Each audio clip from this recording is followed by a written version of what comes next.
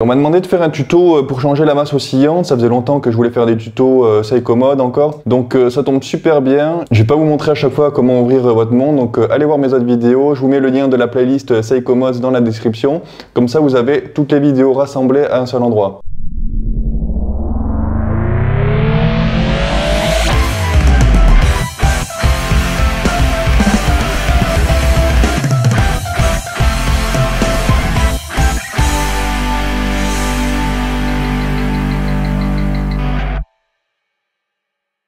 Si jamais vous posez la question, pour les outils que vous avez besoin, c'est ceux-là, là je vais les afficher à l'écran. Voilà, ensuite vous enlevez le joint et vous le mettez de côté. Évidemment, c'est important de lui mettre un peu de graisse à chaque fois qu'on démonte et qu'on remonte. Donc là, ce qu'on va changer, c'est la masse oscillante. On peut aussi appeler rotor, mais surtout pas balancier, puisqu'en fait le balancier c'est ça. Donc c'est le volant avec son ressort spiral dessus là qui est en mouvement. Ça n'a rien à voir et je sais que plein de gens confondent, donc je le précise et je vais l'arrêter. Donc moi c'est une couronne vissée, donc évidemment je la dévisse.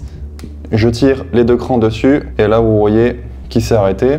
Donc ensuite c'est vraiment pas compliqué pour remplacer une masse oscillante. Il y a juste un tournevis à avoir. C'est un tournevis assez large qu'il faut et très fin. Donc je vais vous montrer si vous n'avez pas de tournevis dans ce style. J'ai trouvé ces tournevis vraiment de mauvaise qualité chez moi. Donc du coup là je vais m'en servir pour vous montrer comment dévisser la masse oscillante avec un tournevis basique. Et en fait juste le travail qu'on va faire dessus, c'est juste qu'on va l'aiguiser. Donc pour l'aiguiser vous prenez juste du papier de verre et voilà, vous allez juste venir comme ça. Évidemment faites pas ça à côté de votre montre.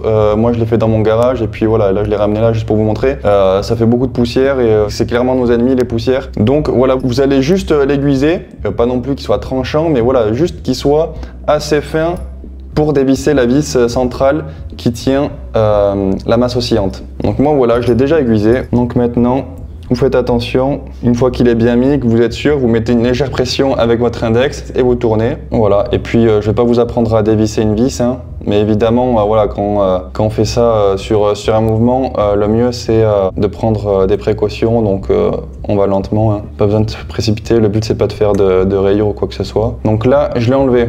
Ensuite, vous prenez des bruxelles. Vous venez le prendre délicatement. Donc maintenant, on va mettre la nouvelle. C'est la même marche à suivre, mais inversée. Vous prenez toujours délicatement. En général, quand on veut gagner du temps, on en perd quand on fait des modes. Vous le posez comme ça. Là, je vois que je suis bien centré. Et ensuite, toujours en prenant votre temps, on visse. On va toujours très lentement. Et ensuite, le serrage. Donc là, ça commence à forcer. Et une fois que ça commence à forcer, ce qu'il faut, c'est à peu près 5 degrés. Ça suffit d'avoir un serrage correct. Pour vérifier que notre masse oscillante est bien installée, quand elle bouge, cette roue aussi doit bouger. Donc vous voyez, là, je la fais toucher, je la fais bouger sans la toucher. Et vous voyez la roue qui bouge. Donc ça veut dire que l'énergie est bien transmise. Donc là, c'est déjà terminé.